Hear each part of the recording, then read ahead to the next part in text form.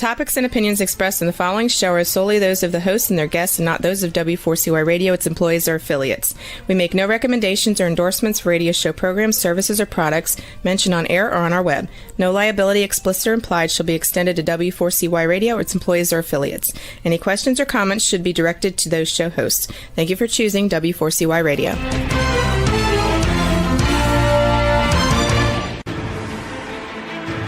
What's working on purpose anyway?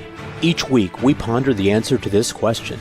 People ache for meaning and purpose at work, to contribute their talents passionately and know their lives really matter. They crave being part of an organization that inspires them and helps them grow into realizing their highest potential.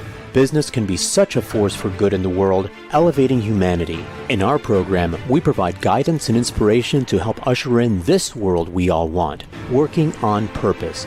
Now, here's your host, Dr. Alise Cortez.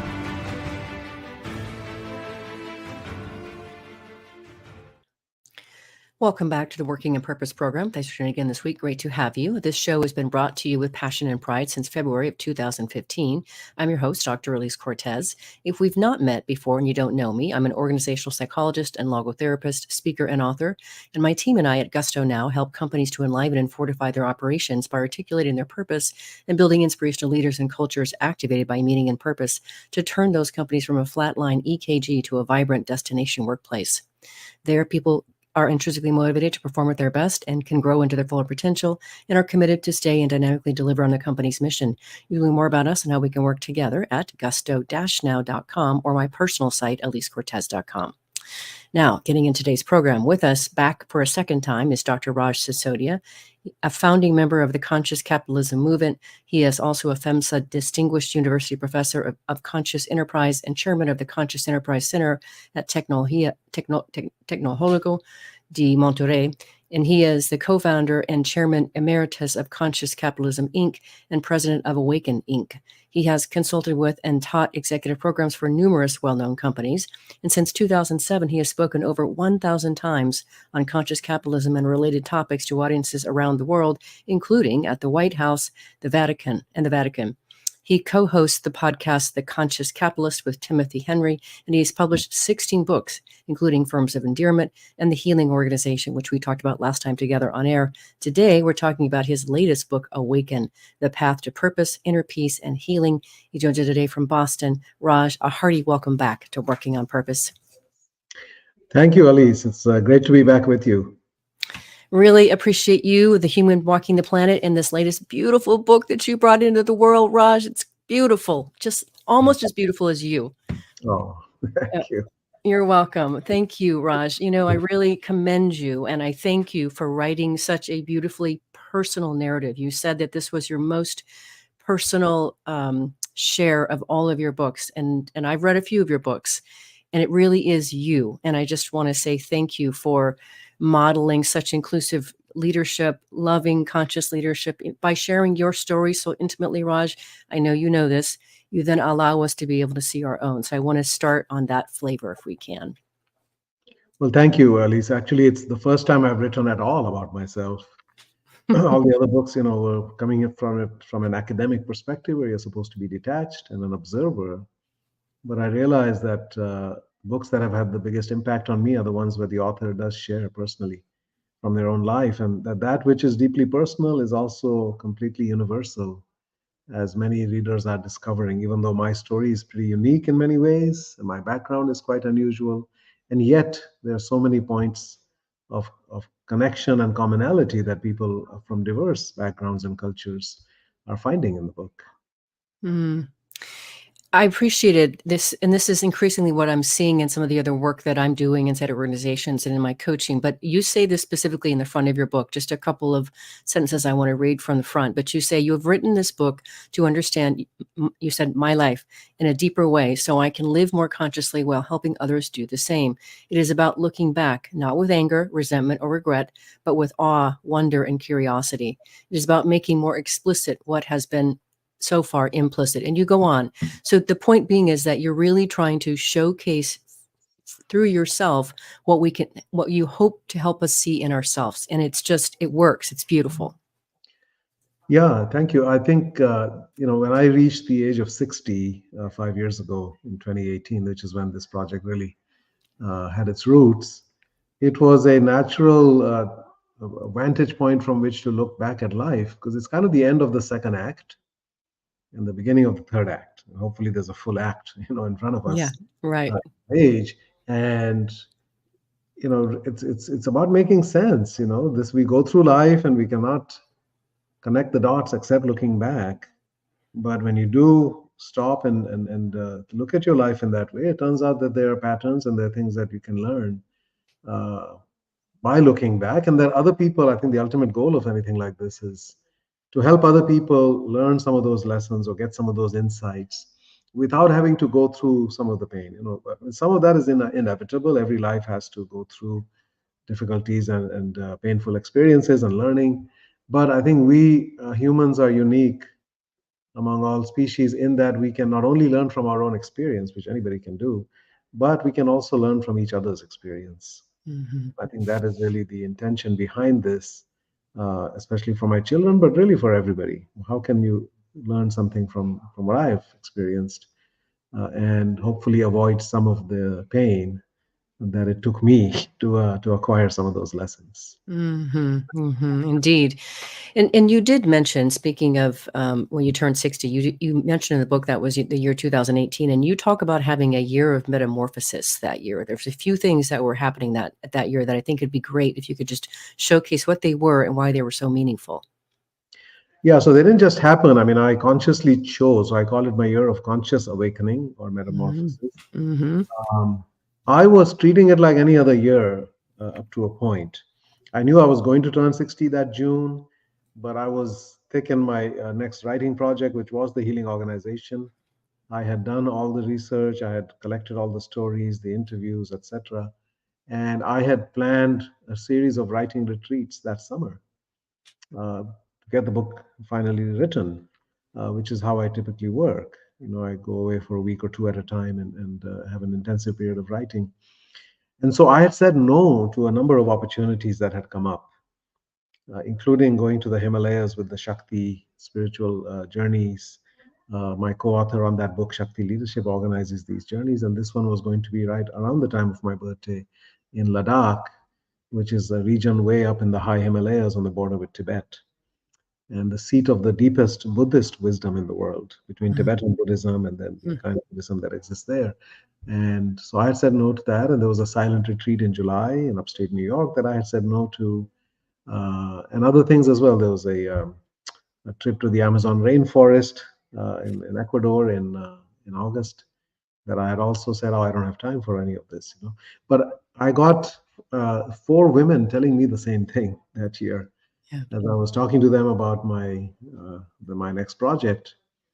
They all said some version of this, that you're writing a book about healing, but what about your own healing? How can you write a book about healing if you don't work on yourself, on your own healing? And I said, well, I don't have time for that.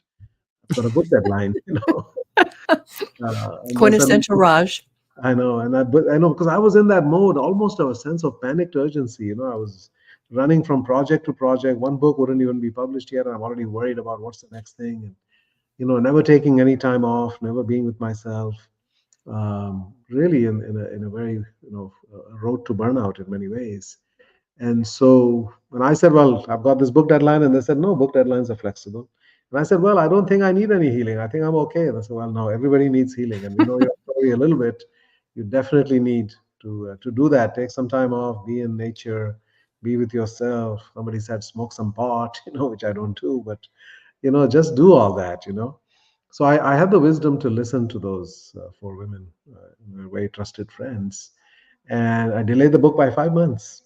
And I said yes to all the things I had said no to, including the Himalayas, including Amazon rainforest, including the silent retreat, as well as some healing experiences that a friend of mine in Boston told me, you're writing about healing. I've been going to these healing journeys, these plant journeys, which I didn't know what she was referring to. I honestly thought that she meant that you go there and you eat some potted plants, you eat some organic vegetables or something. So, but I trusted her and I said, okay, sure, let's. I was open to all experiences at that point. And so all of these turned into profound experiences of healing and understanding of self-awareness and understanding my life. And we can talk about each of them if you like, but that was really, and then I worked with a coach for the first time ever at the end of that summer. And that too was profound. So these were all things that gave me such deep insight for the first time into life in general and my life in particular that I think I need to write another book after I Oh, get. you need to Yeah, keep moving on those books. Don't stop writing these books, Raj. They're too beautiful. yeah. I agree. Yeah. Well, and that's where you talk about, you also describe, so you've been talking about this transformative journey that you went on intentionally. But I was really surprised that you say in your book that you realized that you were unconscious for most of your first 6 decades, which is incredible for someone who has done what you have done and written what you have written. Well, yeah. I mean, I was conscious in certain dimensions. I suppose I had become right. I had awakened, the many aspects of our being that need to be awakened. And one part of my being had been awakened through my work, which is the discovery of purpose. Through my research, which came out of my frustration with business as a business professor who really didn't believe in the story of business. I was never inspired and I was never emotionally engaged or moved by the story of business and what I was taught and being asked to teach. And so that unhappiness and latent dissatisfaction led me to ask the question, is there a better way to think about this? As I said, my business education was all about the head and the wallet and never touched my heart and soul. I was Mhm. never inspired a single day in my 6 years, my 2 years of MBA, 4 years of PhD. Never inspired and never emotionally touched or moved. And for me, those things matter. I think they matter to all humans, but some of us might matter a little more. And so I was hungry for those things. And in the process of doing the research, when I asked, is there a better way? And I looked for companies that are loved by everybody, I literally had tears in my eyes as I was writing some of the stories of those companies. And that book became Firms of Endearment, and that really changed my life because it connected me to my purpose. I said, "Oh my God, it's possible to do business with love and care, and such deep humanity can exist inside a business." And I was never taught this. I was inspired, and I was moved to tears, which is a very rare thing to have tears of joy. So that connected me to my purpose. In that instant, I knew that this is what I've been looking for without even realizing it. That I want to dedicate the rest of my life, my working life, to this, to understanding and then telling this story of business and deepening it. So that connected me to my purpose. It led to the conscious capitalism movement, and it elevated my consciousness in that dimension about work, about business. But I thought that was the end of the journey, but it's not really. That's why the subtitle of the book is The Path to Purpose, Inner Peace, and Healing. Mhm. Because I did not have inner peace. I was quite unhappy in my personal life, and both in terms of my relationship to my father and my marriage and my being as a parent, it was very challenging, all of it, and so in a way, my work became an escape. Mm. It was a way to be away from all of that, and I was literally traveling maybe 80% of the time and speaking all over the world 100 times a year maybe, and I was more comfortable in the airport lounges and in hotel rooms, and I thought I was doing important work, and yeah, it was important for the conscious capitalism movement, but in a sense, I was running away from the rest of my life, and I was not living in integrity overall. There was no alignment between different aspects of my life in that sense. So yeah, there was a lot more to that I needed to do, and I didn't realize it. I just thought Mm. this was my life. Mhm. I do wanna spend a little more time after the break talking more in depth about the Firms of Endearment book and what that launched, so I wanna get there. But I wanna surface this bit here, Raj. It's so incredibly, it hurt my heart when I read this because of all the beauty and love that you've put into the world, and just to learn that you realized in writing this book that you had been unhappy virtually your whole life. And I'll just read a couple of these sentences, and I'd ask you to respond to this, but this is incredible. You said, "In writing this book, I had the sobering realization that I had been unhappy for as long as I could remember. I had minimized or denied my wounds and traumas to myself. I did not have the courage or ability to face them.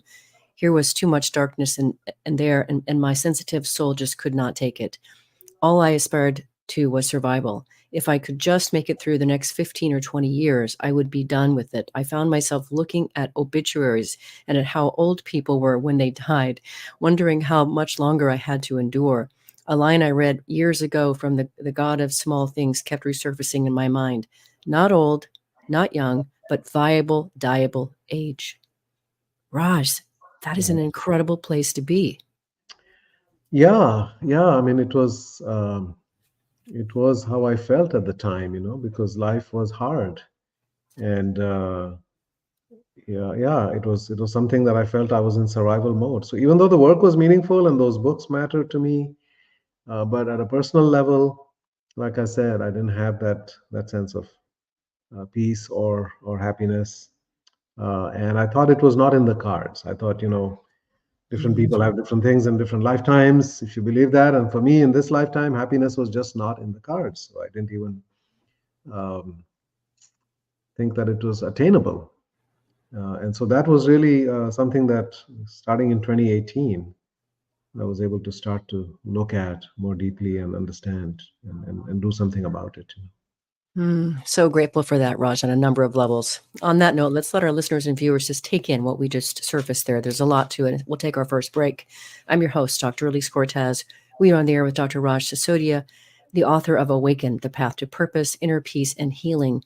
We've been talking a bit about where this book came from and why he wrote it. After the break, we're going to talk about that birth to purpose that he mentioned earlier when he started working on forms of endearment. Stay with us. We'll be right back.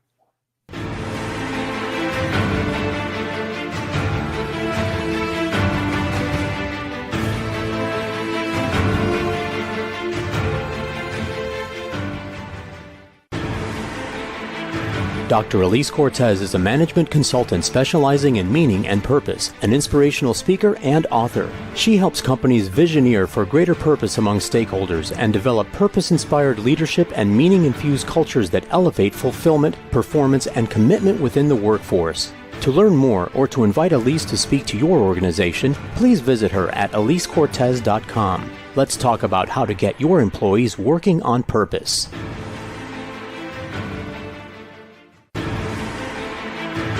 This is Working on Purpose with Dr. Alise Cortez. To reach our program today or to open a conversation with Alise, send an email to Alise, A-L-I-S-E, at alisecortez.com. Now, back to Working on Purpose.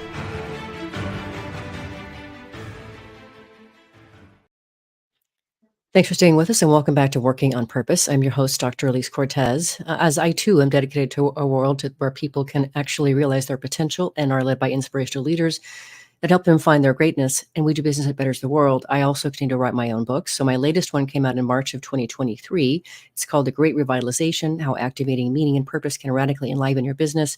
And I wrote it to help leaders understand first the lay of today's workforce land, what do they want and need, and then I offer 22 best practices to help create a culture to help them find that and offer that. You can learn more about it at my website, alisecortez.com, or find it on Amazon. If you are just now joining me, my guest is Dr. Raj Sisodia. He's a founding member of the Conscious Capitalism Movement. He is a PHMSA Distinguished University Professor of Conscious Enterprise and Chairman of the Conscious Enterprise Center at Tecnológico I can't say that. I don't know why. I can speak Spanish, but I can't say that. De Monterrey. And he is the co-founder and Chairman Emeritus of Conscious Capitalism, Inc. and the President of Awaken, Inc. So before I realize we get into more of your journey on how it is that you came to forms of endearment and conscious capitalism, I want to introduce to our listeners and viewers more of your background that so set the fertile stage for really, I would say, what got catalyzed in your life. So first, talking about your parents, that's where I want to go next. And then I want to talk about where your emotions got stuffed. So let's introduce our listeners and viewers to your parents. They're very dynamic people in your lives. Who were they for you?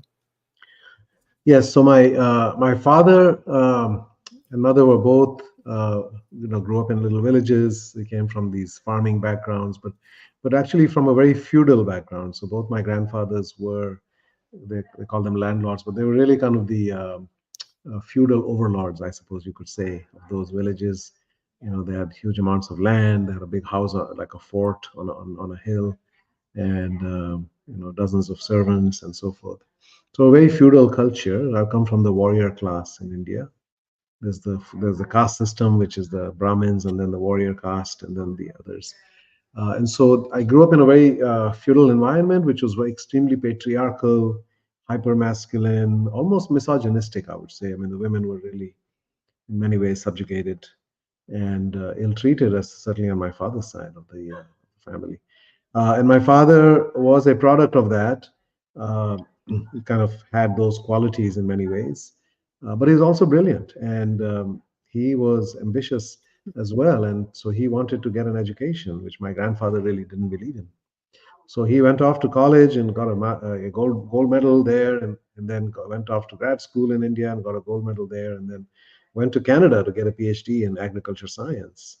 So he was a brilliant scientist. But as a result, I didn't know my father until I was 7 years old, which is when he came back from Canada. And he was this larger than life figure in the world. And for me, certainly as a little child in a village, he seemed almost godlike.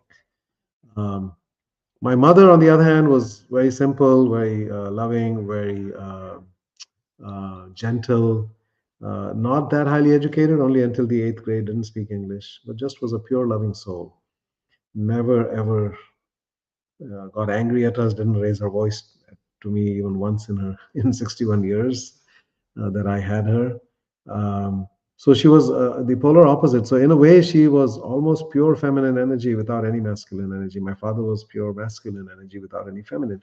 And what I've learned is that when you don't have a good harmony or blend, then you can end up with sort of the over weighting. If you only have masculine, it becomes the hyper masculine. It becomes the toxic masculine in some ways.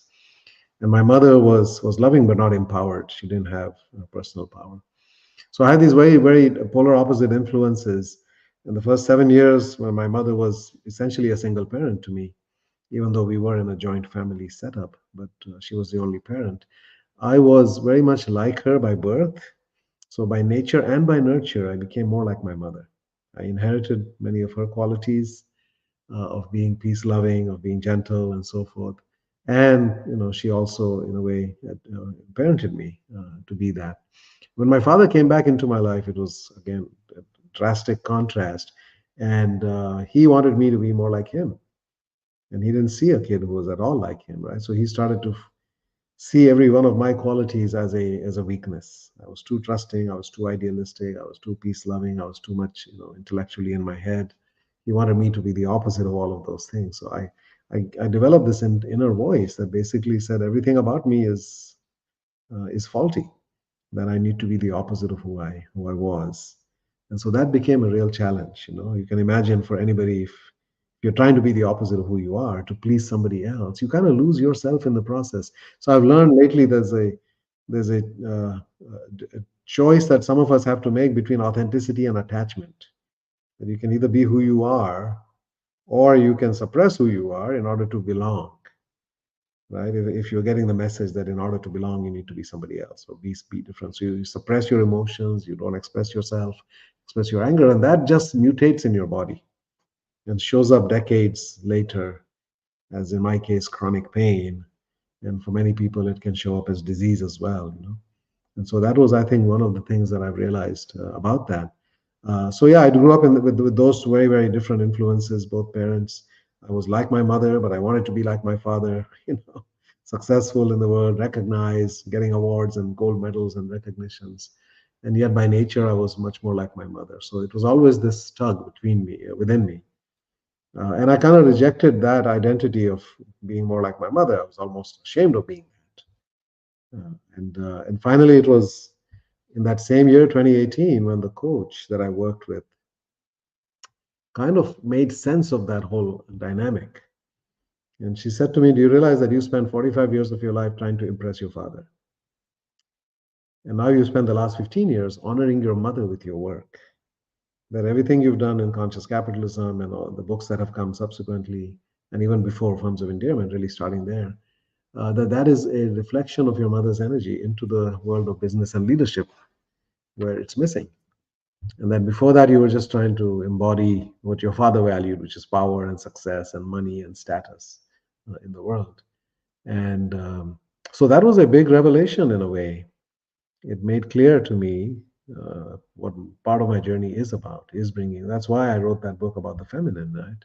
But I Mm. also learned over time that I had to experience the worst of the masculine in order to be sensitized to that, the need for more feminine.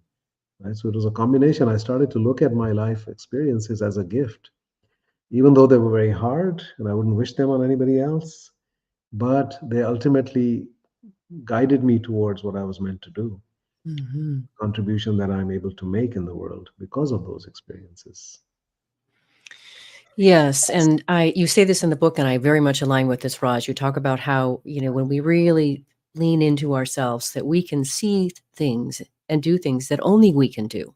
And you have had a remarkable, it seems like there's an intensity I would describe to the way that you were reared. And you just talked about your parents, but then you also talk about your worldview and experience, the depths and lows of what human beings are capable of was very much intensely informed by being both in India and America. So you also had it there too. So if you could say a little bit about how those experiences colored or you opened your perspective. Yeah, I mean, this is one of the gifts of the experiences that I had, and what I'm very grateful to my father for, because when he came back when I was 7, so I had grown up in a little Indian village without running water or electricity, and you can just imagine what it was like there. But then suddenly we are moving across the world. He got a job in Barbados. So I go from a village to suddenly I'm in an airplane and I'm in London watching the changing of the guard, which is literally like my father is now taking over. It's the changing of the guard in my family as well. And then Hmm. we're in Barbados in this beautiful sunny paradise there, a completely different world. And so I was 7 to 9 in Barbados, and then my father was a very restless soul, so he got a job in California. And so we moved from Barbados to California near San Francisco, Salinas in Monterey County. And from the age of 9 to 11, we were there. And these were pretty momentous years. So this was 1967 to 69. This was the Vietnam War was raging, the anti-war movement, the hippies, the psychedelic stuff, the political upheavals, Martin Luther King getting shot, Robert Kennedy getting assassinated live on TV. I remember watching that as it was happening, and the riots that were happening at the conventions and all of that. I was just becoming aware of the wider world, and it was a momentous time. And then in 1969, man landing on the moon. Right, so you can see all the on the one hand we're murdering leaders, and on the other hand we're doing these extraordinary things.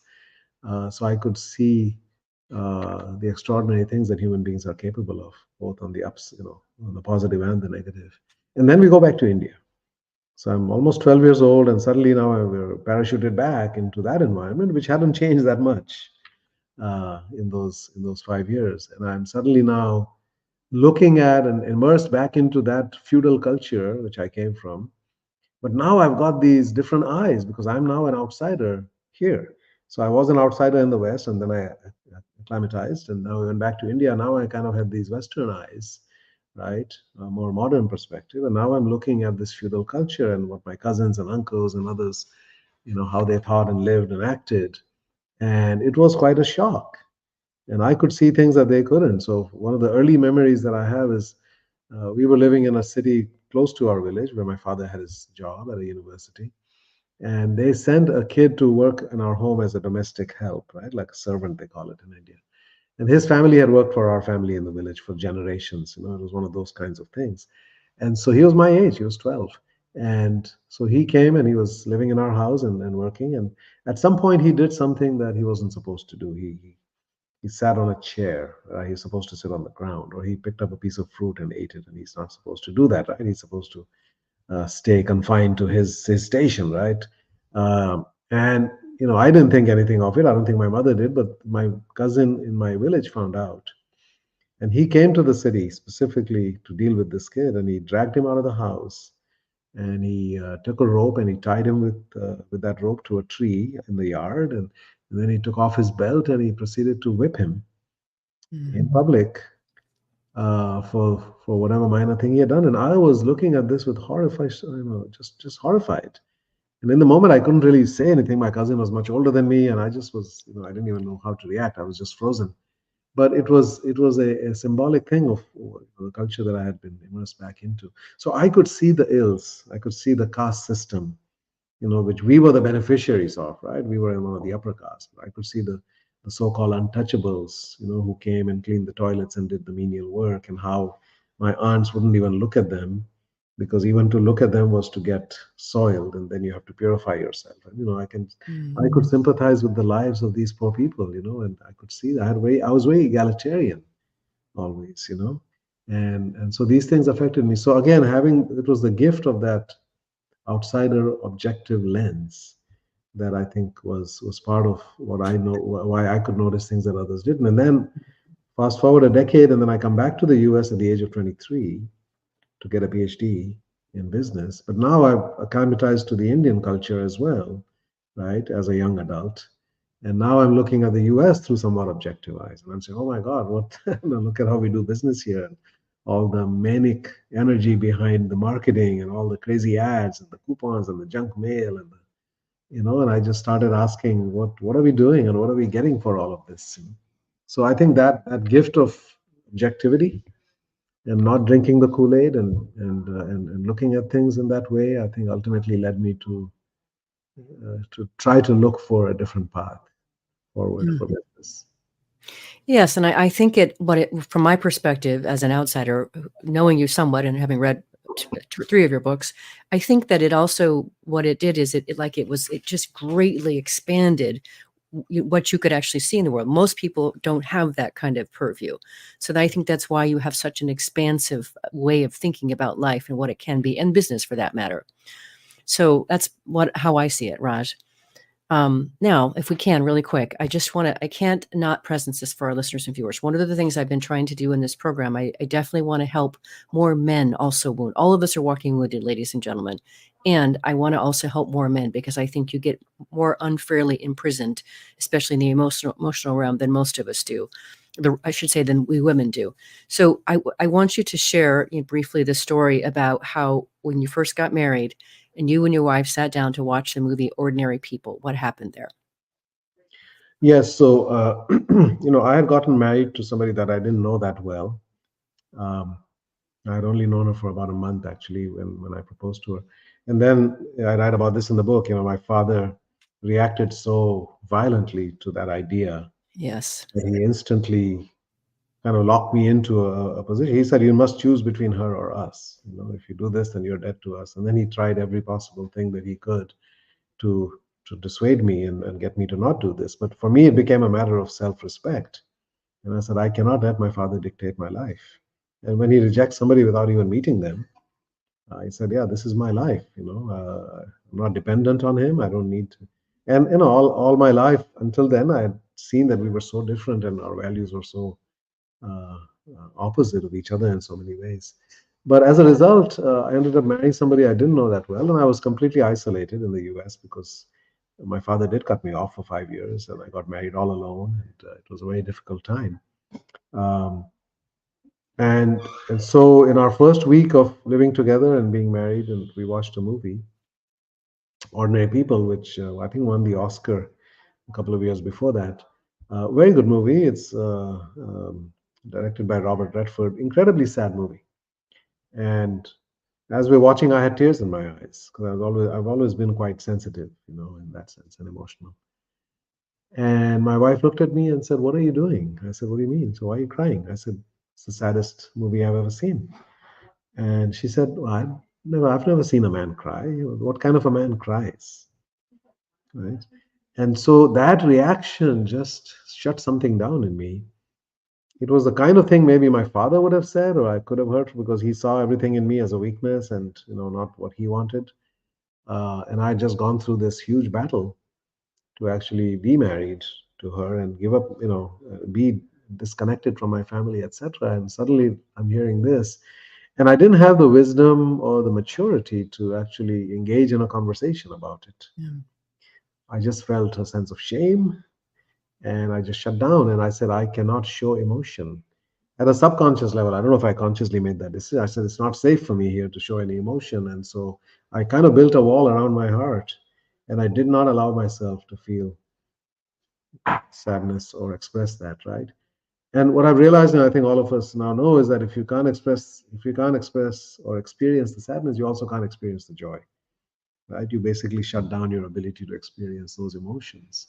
And so after that, I could not cry for any reason whatsoever. Somebody could die and I would not be able to cry, right? I mean, all kinds of things happen. The next 20, 25, 30 years, I just couldn't cry. And so, yeah, it was a really significant thing in my life. And it has taken me a long time to get back to be able to be in touch with my own heart and be able to express those emotions. So tragic. And I know so many of our listeners and viewers can relate to that, which is why I wanted you to share it. So thank you, Raj.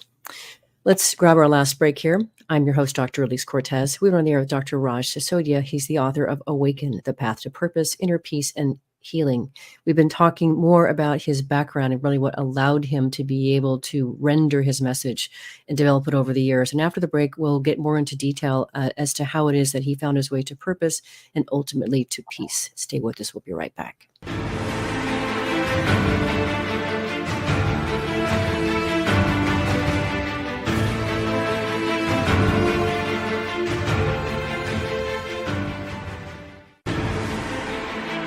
Dr. Alise Cortez is a management consultant specializing in meaning and purpose, an inspirational speaker and author. She helps companies visioneer for greater purpose among stakeholders and develop purpose-inspired leadership and meaning-infused cultures that elevate fulfillment, performance, and commitment within the workforce. To learn more or to invite Alise to speak to your organization, please visit her at alisecortez.com. Let's talk about how to get your employees working on purpose.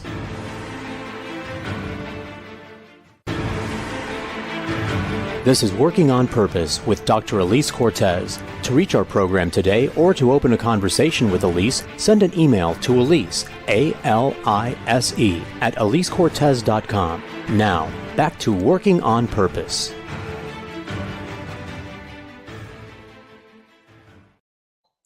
Thanks for staying with us and welcome back to Working on Purpose. I'm your host, Dr. Alise Cortez. I mentioned in the last break about that my latest book had come out last March of 2023, The Great Revitalization. What I did for you is I created a 3-page assessment for you to be able to download from my Gusto-Now site, and that will allow you to determine the extent to which your operation, your organization are operating at a high level of meaning and purpose. If you are just joining me, my guest is Dr. Raj Sisodia. He's the founding member of the Conscious Capitalism Movement. He is a PhEMSA Distinguished University Professor of Conscious Enterprise and Chairman of the Conscious Enterprise Center. He is the co-founder and Chairman Emeritus of Conscious Capitalism, Inc. and the President of Awaken, Inc. So now for this last bit here, Raj, I want to really focus on your path to purpose and peace. And so I want to start with where I first originally met you, which was when you were working, I met you after you'd written the book, but when you were working on Firms of Endearment, the story that you tell in the book about how you were listening, you were gathering stories, and maybe it's good for you to tell that about that. You were gathering stories to try to help find companies that were loved by people, but they didn't spend a lot of money on marketing. And you run across UPS and Christine. And Christine is a ninth grade education. She works at UPS and she says, I'm never leaving. They allowed me to get my GED. They allowed me to go to college. I never want to leave. And you write in your book, which is so beautiful, which is why I wanted to say it right after your story about the ordinary people and stopping your tears, is that you said that was the first instance where you got choked up and you experienced, what would you say, the possibility, the joy in business or something like that? Yeah, as I said, it was the first time my heart had been touched in all my years as a business student and then professor. And I realized that there could be such deep humanity within a for-profit business that can exist. And I found many such stories after that. And so that really spoke to me because that's something that I craved without even realizing it explicitly. But I was, Andrew Harvey talks about follow your heartbreak. I had been following my heartbreak for the previous 20, 25 years in my profession. I could see all of the downsides, the negative consequences of the way the heedless pursuit of profit at all costs was creating on people, on even the customers that we were selling stuff to, the rise of obesity, using women's bodies to sell products, which leads to eating disorders and body dysmorphia and depression and all the other stuff, the unethical marketing to children and so forth. I could see the downsides and the costs, the real costs of the way we did business. And now I discovered the other side of that. So I was following my heartbreak, and now I discovered my bliss, as Joseph Campbell talks about. discover your bliss. And somewhere between your heartbreak and your bliss, I think, lies your purpose. Those are clues to what Yes. really lights you up and what you're meant to do here. Alleviate that suffering and elevate that kind of joy in the world. So from that point on, it was pretty clear to me what my work needed to be about. And that's what led to then the conscious capitalism movement and so forth. Yes, and it's what I love about the story, Raj, is it's just, I always like to say that to me, it's akin of you listen to that voice that's trying to tell you what's right for you, what's next for you. You trust, you put your foot on the next right lily pad, and then you can hear the next voice, and the next lily pad presents itself. So the next lily pad for you, after you wrote the Firms of Endearment, get the manuscript, you had the opportunity then to put it in the hands of John Mackey, who was the former CEO of Whole Foods, or at the time he was. And that set off something pretty fantastic. So if you could just say a little bit about meeting John Mackey and then where that led into the conscious capitalism work. Yeah, so my co-author David Wolf was on a flight before the book was published. It was still a Word document, and he mentioned to the person sitting next to him about the book, and she said, "Oh, my friend John Mackey would love that. Can you send it to me?" He said, "It's not done yet." He said, "No, just send me the Word document." So he did, and she forwarded it to John, and he literally read a 300-page Word document. And then he reached out to us and said, "I read all the business books, and this is the best one I've read in a while, and I completely resonate with this. And I'd love to meet you," and so forth. So I was able to then go to Austin a few months later, several months later, and spend an entire day with John, and got to know him, got a tour of the store, and talked about life. And at the end of the day at dinner, I shared with John my mind map, a vision for what I was calling the Institute for New Capitalism, or INC, INC. Yeah. I like to make these acronyms. Yes, And you he looked do. at it. He looked at it and he said, "Oh, that's exactly my vision, but I like the phrase conscious capitalism." And I had never heard that phrase before. And the phrase actually was coined by Muhammad Yunus, the creator of the Grameen Bank in Bangladesh. But he was using it in a narrower sense to describe what we would today call a social business, which only has society as a stakeholder. But we were using it, or John wanted to use it in a broader sense to describe what I had uncovered through that book, the four pillars: the higher purpose, the stakeholder orientation, the conscious leadership, and a caring culture. So that then we said, okay, let's try to start something in this area. And so a few months later, we had a retreat at his ranch in Austin, near Austin. Yeah. And the October of 2008, we had our first conference, and that was the launch of the movement. And it was the most inspiring 3 days of my life, at that point. And yeah, it was the beginning of something quite special. So we just had our 15th CEO conference in Austin, Texas, just a few months ago. Mm. Of course, that is how I met you, because I serve on the board of Conscious Capitalism here in Dallas, and that's how I met you originally. But for those listeners and viewers, Raj, who don't know what Conscious Capitalism is, can you just give it a bit more of a description? Yeah, so it is telling a new story of business. It's a new philosophy of business that says that we need to rethink the four fundamentals of business: the why, the what, the who, and the how. And the why was about profit. We say, no, there needs to be a reason why you exist beyond profit. There's something you're trying to do that is meaningful and needed. So there's a higher purpose, just like you write about in your book, Alise, and all of us are now recognizing that we need purpose in our lives as human beings. That's what ultimately gives us the ability to have an impact and leads to deep life satisfaction and so forth. So we need to have a purpose not only for us as individuals, but for our organizations as well. And second is the idea of stakeholders and creating value consciously for all the stakeholders, not just thinking about how much money we can make for the owners. And so consciously creating value for all of them so that we recognize that everybody matters and everybody needs to flourish who's connected with our ecosystem of business. The third is conscious leadership, that we need leaders who are primarily motivated by service to the purpose of the organization and to the people whose lives it touches. And they're not just about power and ego and money. If you get a leader who's about power and ego and money, they're going to be a terrible leader and they will cause a lot of suffering in the world. And yeah, they might make some money, but at the same time, they're going to create a much more harmful effects in the pursuit of that money. And then the fourth is a caring culture. Most cultures are very stressful. We have a lot of very sad statistics, like heart attacks are 20% higher on Mondays. 120,000 Americans die from stress connected to work every year. 600,000 Chinese die from too much work. I mean, that's the way in which we work. in this world, and we sacrifice our well-being and even our lives in that pursuit of profit at all costs. And conscious companies have cultures that are rooted in trust and authenticity and caring, where people can be who they are and they feel genuinely cared for. So when you put those four things together, the research that I did and others have also then supported with their work is that you actually have a much higher performing business. I found that those companies that I had in firms of endearment, 28 companies in all, 18 public and 10 private, they had outperformed the S&P 500 by 9-1 over a 10-year period. So this wasn't a choice between being good for people and the world versus making money. This was saying that the pathway to true profits, not false profits, because many companies make false profits, right? They make money, but they're damaging much more the well-being of people and the environment and the communities. That the pathway to true profit lies through creating value and giving meaning and purpose to everybody. That's the world that I want to live in, Raj, and that's the one that I'm out trying to help steward as well, thanks to your guidance and tutelage. So we're close to the end of the show here, and I know, one of the things I love about your book that you situate is here you've now really discovered and are now living your purpose through the work that you're doing with conscious capitalism, everything else, but still you didn't have peace. We don't have time to go through how it is that you went to find that too much.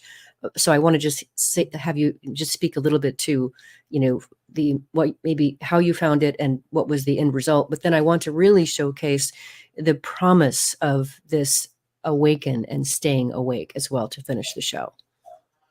Yeah, so I think to find that peace, we have to first uncover our wounds.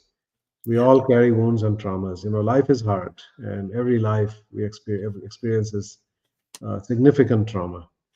I think it's a universal condition. 13 million Americans have PTSD, but the rest of us have PTSI, post-traumatic stress injury, and that's true for humans all over the world. But most of us don't acknowledge that, and certainly we don't do anything to heal from it. We tend to minimize it because we say things like, I didn't get sent to Afghanistan or Iraq, or I wasn't a first responder, or etc. That there are many worse things that happen to other people, so what right do I have to complain about things that may have happened to me? And I think that is a very, very dangerous thing to do, harmful. Just because somebody else has it worse doesn't mean that your suffering doesn't matter, that you don't have trauma. You do. And unless you acknowledge it, you can never heal it. As James Baldwin said, not everything that is faced can be changed, but nothing can be changed until it is faced. So we have to look at our lives and recognize where we got wounded, where we experienced trauma. And now the great thing about the time we live in is that there are many, many pathways to healing. Many modalities. I have a list of like 24 different things that are available to people, from plant journeys, to compassionate inquiry, to EMDR, to family systems. I mean, there's all kinds of things that we can do. So we need to do that. We have to, as we say, most people, they conceal their trauma and then they numb it with drugs and alcohol or other escape mechanisms. But then they wake up and they're still living with it. What we have to do is to reveal it and feel it. Right, and grieve it in order to heal it. And ultimately, if we are able to do that, we can emerge stronger because we had that trauma and we healed it than if we never had the trauma in the first place. Yes. You are much stronger because you healed your trauma. It's like, you're the wounded warrior, but you are able to now help other people in a far better way than if you never had the trauma in the first place. So I think that is the gift of trauma, in a sense, if we are able to get to the other side of it and the healing from it, that we become healers. And I think all of us should think of ourselves in that sense as healers. So that's a big part of it, like addressing those, acknowledging those wounds, and then learning how to heal them and finding the gift in them. I think that's what leads to inner peace, and that's why we need to get to healing. That sounds good to me, Raj. That's why we need to get your book in more people's hands across the world. We have run out of time. You are a precious gift to the world, Raj. I really, really admire, respect, and love learning from you and being inspired by you. Thank you very much for coming back on Working on Purpose. Thank you so much, Alise. I appreciate that. And as I say at the end of the book, is one thing to awaken, another thing to stay awake. That's and right. I think that's the challenge. We have to, once we have these realizations, we have to live according to them and remind ourselves of these things. Live consciously and live in an awakened state. Yes, please. Listeners and viewers, you're going to want to learn more, or you want to stay connected to Raj, learn more about his books, what he's doing at Awaken, what he's doing at the University in Monterrey. If you want to learn more there, just go to Raj Sisodia. Let me spell that for you if you don't know how to spell it. It's Raj, R-A-J, Sisodia, Sisodia, rajsisodia.com. Last week, if you missed the live show, you can always catch it via recorded podcast. We were on air with Roger Firestein talking about his book, Solve the Real Problem, because what you think is the problem is usually not the problem. He taught us to think creatively about the problem and find at least 40 different ways to consider it before we ever move to solution. He helped us each to realize that we're far more creative than we tend to believe. Next week, we'll be on the air with Dr. Neha Sangwan, the founder and CEO of Intuitive Intelligence and the author of the new book, Powered by Me, From Burned Out to Fully Charged at Work and in Life. See you there. And remember, work is one of the best adventures and means of realizing our potential and making the impact we crave. So let's work on purpose. We hope you've enjoyed this week's program. Be sure to tune into Working on Purpose, featuring your host, Dr. Alise Cortez, each week on W4CY. Together, we'll create a world where business operates conscientiously, leadership inspires impassioned performance, and employees are fulfilled in work that provides the meaning and purpose they crave. See you there. Let's work on purpose.